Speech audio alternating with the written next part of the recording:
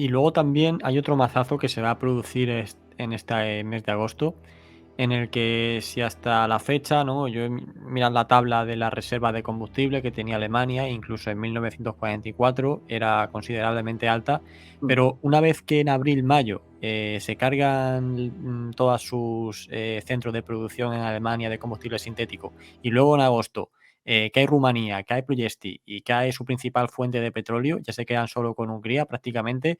A partir de ahí, a partir de julio-agosto, la producción ya está prácticamente a cero, pero es que lo que son las reservas, después de, evidentemente, de todas las operaciones que hemos hablado que se producen este verano, tanto en el frente occidental como en el oriental, perdón, y en el occidental, esas reservas de combustible caen en picado hasta que ya llegamos a 1945, en el que si todo lo que hemos hablado ya fuese mucho, pues hay que añadirle también esta falta total de combustible que ya lo va a limitar todo, va a limitar el transporte, va a limitar el periodo de instrucción para las tripulaciones Panzer y para la aviación, va a impedir que se pueda defender de forma más correcta el cielo de Alemania, va a impedir que en las ofensivas que se van a lanzar en el 45 los alemanes cuenten con el combustible suficiente tanto en tierra como en el aire, o sea, ya lo va a condicionar absolutamente todo y aún así vamos a ver cómo a finales del 44 las Ardenas y luego en el 45 los alemanes con lo poco que tienen van a seguir lanzando ofensivas ya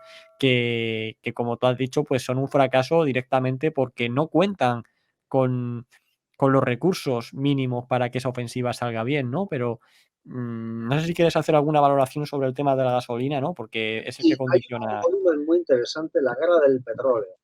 Lo Ujú. que pasa es que ahora mismo me parece que hubo una edición de Ediciones Ejército y no sé si hay ediciones nuevas en castellano.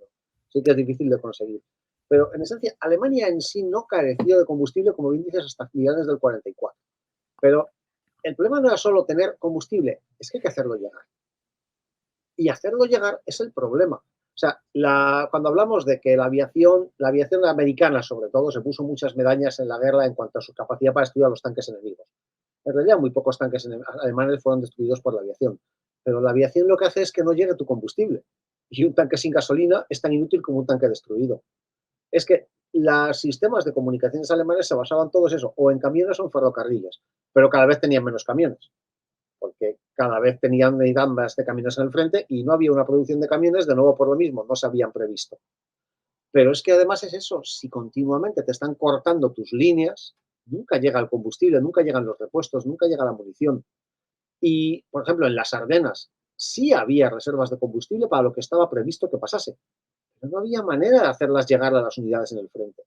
Hay un comentario de que estaban previstos pues camiones, miles de camiones con gasógeno para que no consumieran combustible, para llevar el combustible a las unidades Panzer que estaban avanzando.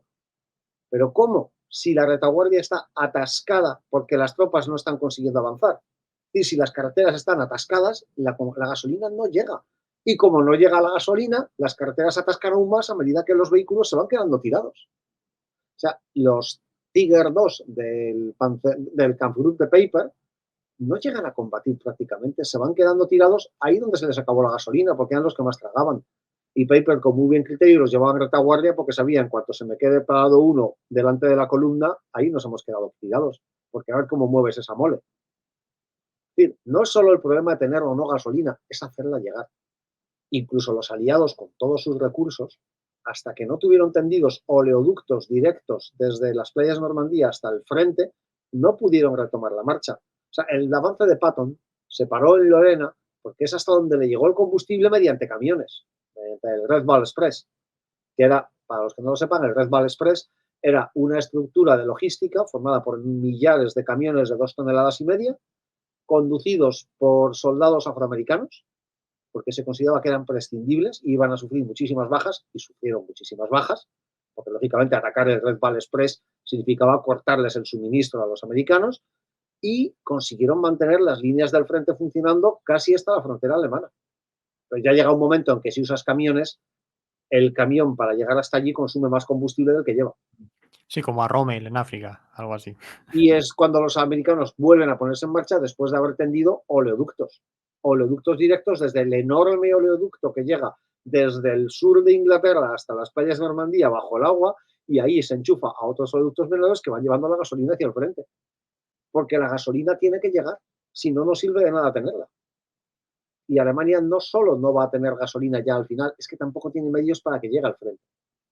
No, pues ya digo, a pesar de esta dificultad, que de hecho uno de los principales problemas que se plantea en la batalla de las Ardenas es ese, el tema del combustible, en el que Keitel le aseguró a Model que efectivamente iba a tener gasolina para iniciar su operación, que ya sabemos que tanto Randstad como Model no eran partidarios, ¿no?, de esa ofensiva en las Ardenas porque la consideraban inviable y que al final pues se lanzó un poco desde el punto de vista de ir avanzando gracias a los recursos que se fuesen encontrando de los estadounidenses, pero ya sea en las Ardenas, los alemanes continúan al ataque, luego en la operación Norwin, que precisamente ataca la zona de Estrasburgo, que esa es para el 31 de diciembre del 44, 1 de enero del 45. Luego vamos a ver otras ofensivas ya, que va a ser la última, la del lago Balatón, que se dice que fue precisamente para proteger los últimos pozos de petróleo que tenían los alemanes en Hungría.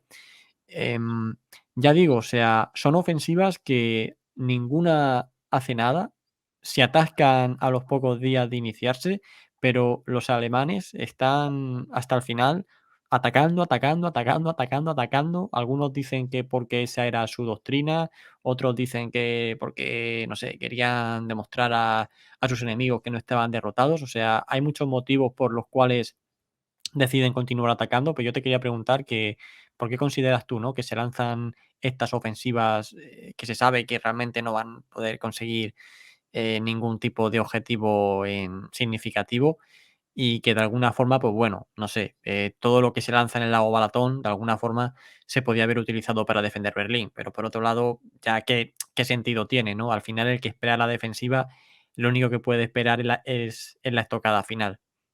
A ver, la única ofensiva con sentido, digamos, estratégico, operacional, es la de las Ardenas. Esa sí tenía un sentido. Y Hitler comprende, tengo muy poco, lo poco que tengo que lanzarlo ahora, porque es la última jugada. ¿Y dónde puede tener efecto? Aquí. Porque en el resto de los sitios, ¿de qué me sirve? Pongamos que lanzas esa ofensiva en el frente del este y destruyes, no sé, 2 ejércitos soviéticos. ¿Qué más da? No hay ningún objetivo detrás que cambie las cosas, no hay un objetivo decisivo. Tomar Amberes, separar al ejército americano del ejército inglés, eso sí es un objetivo decisivo. Sí. Porque Amberes es por donde está entrando por fin toda la logística aliada. Si cortas el flujo, has ganado y quizás, al menos en su mentalidad, les fuerces a negociar.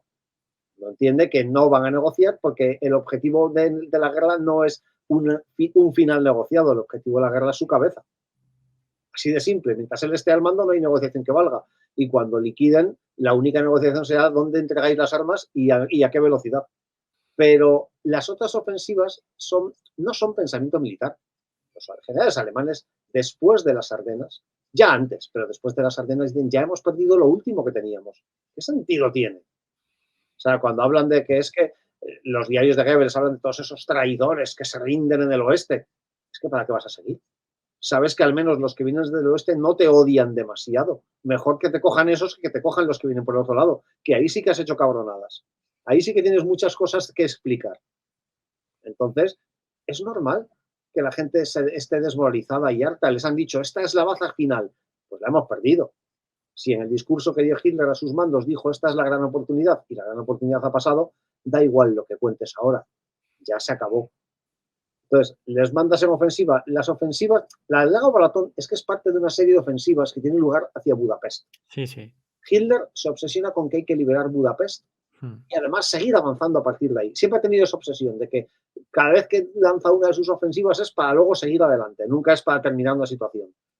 Y en parte puede ser también, no se sabe, al fin y al cabo se suicidó y no dejó escrito nada. De hecho, su testamento político viene a decir que la culpa de todo es de otra persona, no de él, que él jamás quiso la guerra. Tiene los cojonazos de decir eso, que le han impuesto la guerra. Entonces, no sabemos, pero quizás fue porque quería proteger a Austria. Al fin y al cabo, no dejaba de ser austríaco. Y sabía que Budapest era lo que impedía todavía llegar a Viena. De hecho, las supervivientes del Balatón se retiran hacia Austria, porque ya no hay a dónde retirarse. Entonces, es más bien eso, que dedicó sus últimos esfuerzos y quizás también porque pensaba que ahí todavía había alguna oportunidad de hacer daño a los soviéticos. Y luego el continuo autoengaño. Cuando él lee las cifras de lo que se supone que están preparando los soviéticos para el ataque contra Prusia, se limita a decir que tienen que ser mentira. ¿Por qué? Porque si no son mentiras, estás perdido. Así que tienes que creer que es mentira. Y luego, de nuevo, sus órdenes estúpidas. Los militares alemanes han planificado construir 2 líneas defensivas, como siempre, la primera desguarnecida, la segunda guarnecida, a 20 kilómetros de distancia, porque saben que la artillería soviética es demoledora hasta los 17 kilómetros de distancia. Y él dice que eso es una cobardía y que hay que ponerlas a 10 kilómetros, porque él ha decidido arbitrariamente que 10 kilómetros. Con lo cual, no construyas 2, construya una, te va a dar igual, va a desaparecer en cuanto empiece el bombardeo, pero es aún peor, porque en vez de dejar que los militares organicen la defensa, decide que lo tiene que hacer el partido nazi, por presiones de Goebbels y de Bormann, que quieren ser decisivos en el final de la guerra, quieren influir. Así que les dicen, hay que construir tantos miles de kilómetros de trincheras. ¿Y qué hacen los jefes de las zonas locales? Pues no vamos a construirlas aquí, que el suelo es duro. Aquí es blandito, aquí podemos construir una trinchera. ¿Para qué? Por ahí no van a venir. Pero en las cifras, fíjate que de trincheras hemos construido. También, además, está la política de que no hay que hablar de derrotismo, ni hacer planes de evacuación, porque eso es derrotismo. Y cuando llegue el desastre, pues la población tendrá que huir por sus propios medios porque nadie ha previsto la evacuación. De hecho, no quedan jefes que dirigen la evacuación porque los líderes nazis lo primero que hacen es salir por patas con la última gasolina disponible. Se lanzan, pues porque Hitler ya no sabe hacer otra cosa. La última ofensiva con sentido militar que se lanza es una petición de Guderian para intentar cortar en dos el avance de Zhukov en Prusia. Pero como no hay reservas, sale mal. ¿Por qué? Porque en vez de dedicarle las reservas que tiene, esas reservas van para Hungría. Así que lo lanzan con la quinta parte de los efectivos necesarios y fracasan. Así que Guderian encima se come la bronca de que me ha mentido usted. Siempre me están mintiendo los generales. La operación Solsticio, sí, de Guderian, que bueno, no hemos hablado ya por último del papel de Guderian, que al final es el que es un oficial muy competente, que es el que pues está al cargo de todo lo que tiene que ver con las fuerzas Panzer, ¿no? Desde un poco antes de Kursk. Y luego también, pues luego se va a quedar en un puesto todavía más importante a partir del 20 de julio, del atentado que sufre Hitler. Y es un hombre que de alguna forma pues intenta darle prioridad siempre al frente oriental, intenta que el ejército alemán esté lo más preparado posible en todos los sectores, tiene un montón de discusiones con Hitler, de hecho yo creo que es el general que más claro le habla siempre y al final pues bueno, ya va a ser destituido ya prácticamente en el último momento y bueno, y aún así antes de ser destituido deja las últimas órdenes dadas para que llamen a Heinrici, para que el general Benck tenga protagonismo y demás. No sé qué valoración hace, pero A ver, Guderian es se muy le puede positivo valorar su muy figura. bien en los primeros años. Es el alma de la Panzerwaffe. Es cierto que comete ciertos errores de apreciación en su formación, pero es un error que cometen todos los que forman fuerzas acorazadas al comienzo. Por ejemplo, las divisiones Panzer que había pensado Guderian hubieran sido inutilizables. Eran gigantescas, eran enormes. Creo que cada una hubiera tenido una capacidad de más de unos 512 Panzer. Estarían formadas por 2 brigadas, cada una por 2 batallones más. Así, son pequeños errores técnicos, lógico, porque nadie se ha planteado realmente la posibilidad de usar esos vehículos de esa manera. Sus conceptos son buenos, a nivel táctico sobre todo. No, es un problema que van a tener los alemanes toda la guerra. Son excelentes tácticos, pero no ven más allá del campo de batalla. No hay un pensamiento estratégico detrás. Es decir, el pensamiento militar alemán está viciado por la batalla decisiva. Es el concepto napoleónico, una sola batalla que gana la guerra. Y se preparan para ganar la batalla que gane la guerra. Funciona en Polonia, porque Polonia no es un adversario. Funciona en Noruega. Funciona en Francia. Es el mejor ejemplo de la batalla decisiva. O sea, da igual lo que hagan los franceses tras la derrota en el norte de Francia, porque ya han perdido la guerra ahí. Pero no funciona en la Unión Soviética, porque ahí no hay un objetivo que garantice la victoria en una sola batalla. El pensamiento de la batalla decisiva es erróneo. El planteamiento que hace Tukhachevsky es: cada batalla nos debe acercar un paso hacia la victoria, facilitando la siguiente batalla. En eso la Panzerwaffe no funciona. Siempre están buscando el cerco definitivo en el que caiga finalmente el ejército enemigo, pero eso nunca sucede. Y en consecuencia, por mucho que mejores las cosas, no cambies esa idea básica, con lo cual no hay un pensamiento estratégico. Se la vencen victorias, pero las victorias no tienen una consecuencia final. Así que estamos en eso.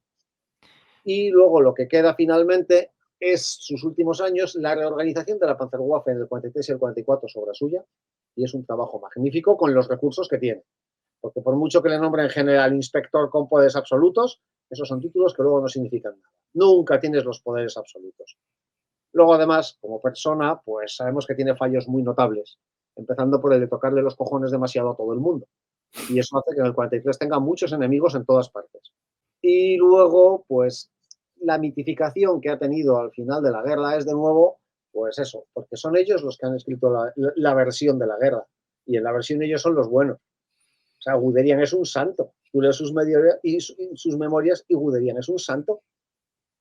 Pero Guderian, por ejemplo, en el 44 es el primer lacayo en decir que es indignante y que hay que penas durísimas para los que han participado en este cobarde intento de asesinato, y aplaude las ejecuciones y los juicios, que no eran juicios, eran farsas, y las ejecuciones que fueron auténticos asesinatos a manos de sádicos. Se dice, no está comprobado, pero parece que a Canaris lo ahorcaron, una vez dejó de respirar porque fue por asfixia, lo reanimaron y lo volvieron a ahorcar, porque consideraron que ahorcarlo una vez no era suficiente. No sabía. Y eso es lo que aplaude Guderian. Entonces, a nivel personal, mi evaluación de él es muy pobre. Como militar es ambiguo. O sea, es un gran técnico, es un gran táctico, pero no es un pensador militar completo. Es un gran profesional, es un especialista en algo, pero no sabe ver más allá de su especialidad. Hay un libro que se llama Yo Guderian, que te recoge, después de cuando terminó la Segunda Guerra Mundial, todos los interrogatorios que le hacen a Guderian, los británicos, los estadounidenses y los soviéticos, y lo tenían como una especie de dios, ¿no? Que empiezan a preguntarle, oye, ¿y cuál es tu opinión sobre sobre esto? ¿Por qué habéis perdido aquí? ¿Por qué os derrotamos? ¿Qué hubiéramos podido hacer mejor? ¿Cómo consideras que nosotros deberíamos de hacer esto, no? Y el otro le va respondiendo, pues este es el fallo, pues este no sé qué, ¿sabe? En plan, como si fuese, ya digo, como si fuese el mayor experto del mundo y el que les va a dar clase a todo. Y fue con ese, ya digo, fue en ese tono, ¿no? En el que le entrevistan Y les miraban en como si fueran seres superiores realmente. Es como si se hubieran creído la propia leyenda que habían creado los alemanes en torno a su invencibilidad. Es decir, tanto no sabrán cuando han perdido.